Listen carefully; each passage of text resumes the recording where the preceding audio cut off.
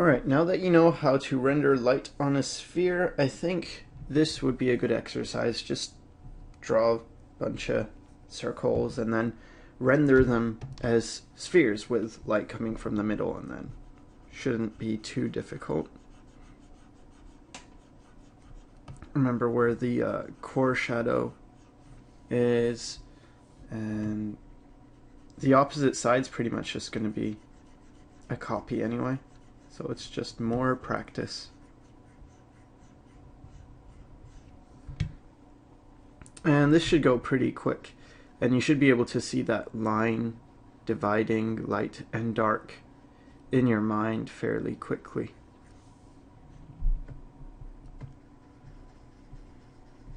So I'm just, again, I use a soft brush for this. You know, if you're doing this in a different program, any kind of airbrush would be good.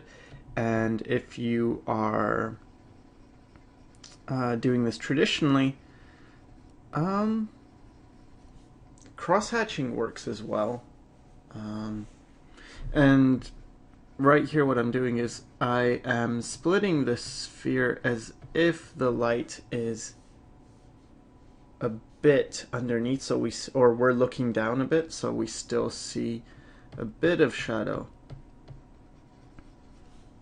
on the top surface, and in this case on the opposite side just gonna have a bit of rim light.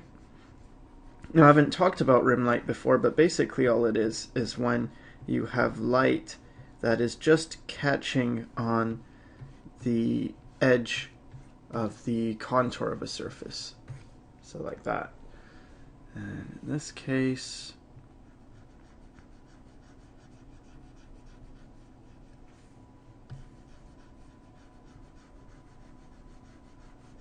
it's going to look something like that.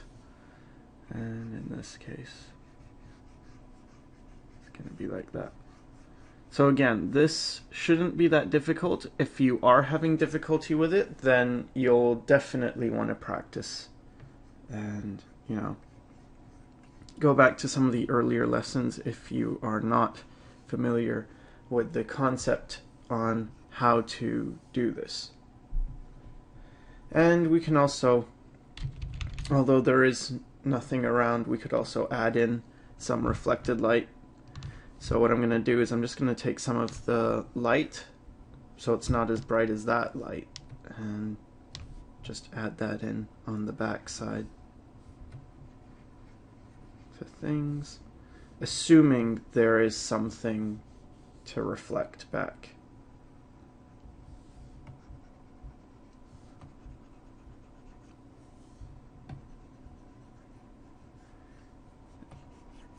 And reflected light doesn't have to be, like, for instance, on these two spheres, I had the light coming exactly opposite to the way the light's coming, as if there was a wall right behind.